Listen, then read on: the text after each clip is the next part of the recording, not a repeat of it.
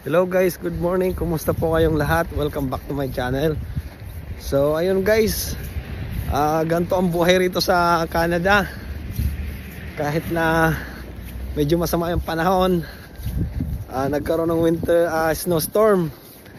So kailangan pa rin natin pumasok dahil syempre no work, no pay. Sayang yung isang araw na hindi natin ipapasok kasi malaking bawas yun sa pambayad ng mga bills natin. So ganun dito guys. Well, depende naman yun sa company na mapapasukan mo. Kung generous yung company, so hindi na kayo papapasukin tapos babayaran kayo. So ito guys, papakita ko sa inyo yung kapaligiran kung gaano kakapal yung snow. So ayan, kita nyo yan.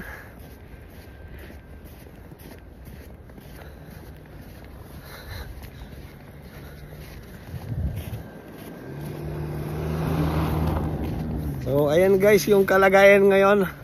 Actually, maaga ako umalis sa bahay dahil alam ko na, yun nga, nakita ko sa weather forecast na ganito yung magiging panahon ngayon. So nag-check ako ng email ng 5 AM habang nagluluto ako ng almusal.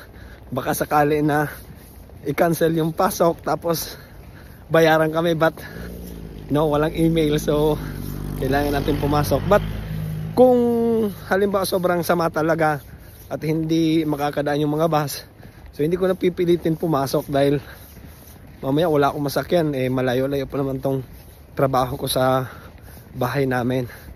So ayun guys, yun yung reality dito sa Canada. Lalo hindi naman ganun kaganda yung company na napasukan mo.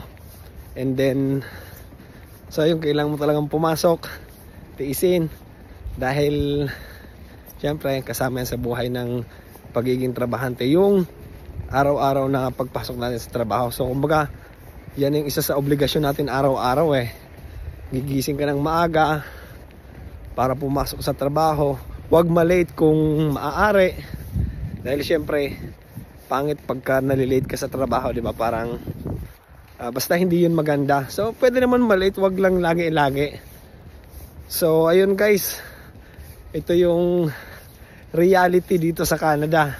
So imagine that, yung pagsasakripisyo mo, tapos you will end up na halos wala nang natitira para doon sa sweldo mo, dahil syempre binayad mo na sa mga bills, sa lahat ng bayarin mo. So ganun ang buhay dito guys. Kaya sa mga nagsasabi na kapag nakarating ka sa Canada, yayaman ka na, mayaman ka na, marami ka ng pera. So it's not like that. Depende yun sa'yo kung ano yung magiging diskarte mo, especially sa mga nagsisimula pa lang dito sa Canada. So hindi ganun kadali mga tropa. So tignan nyo yung snow mga tropa, o lagpas tao. Sobrang kapal. Ayun yung pang ano nila ng snow, pang tanggal.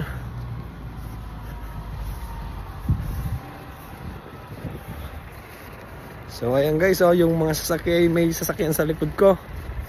So ang hirap maglakad pala sa yelo pag ganito kakapal. Well, ito talaga yung ini-expect kong winter. So ayun, naranasan ko na kung gaano kahirap pagka yung winter pala is todo yung snow. Ganito pala, mahirap pala pag sasakay ka ng bus, matagal dumating. And then pag naglalakad ka, feeling mo ang bagal mo kasi hindi kumakapit ng maayos yung paa mo sa inaapakan mo, parang dumudulas. So ayan guys, tignan nyo yung snow. Lagpas tao, ang daming tumpok.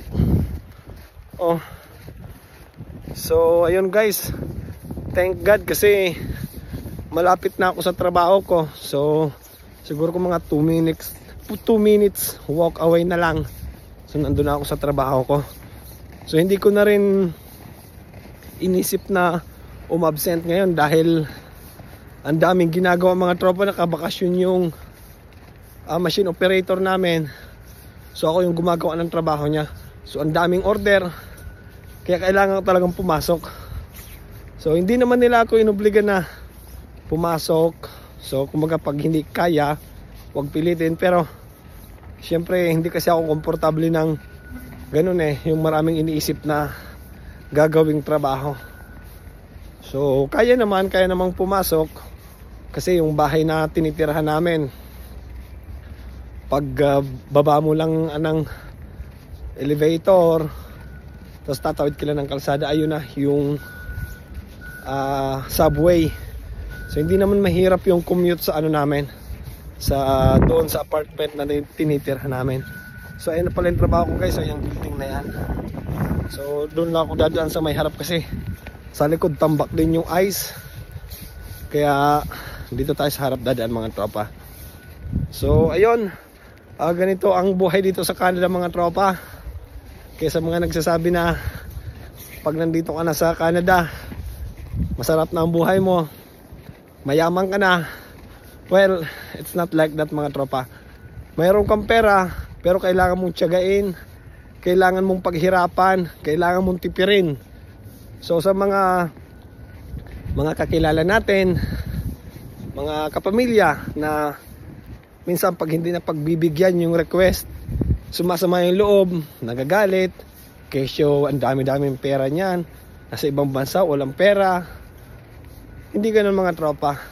So lahat dito kailangan mong pagsikapan, kailangan mong paghirapan. Kung may pera man yung mga kakilala nyo, so deserve nila yon, pinaghirapan nila yon. Kaya ayun mga tropa. So siguro hanggang dito na lang yung vlog ko. Maraming salamat sa inyong lahat mga tropa. At kita-kits po tayo sa next video.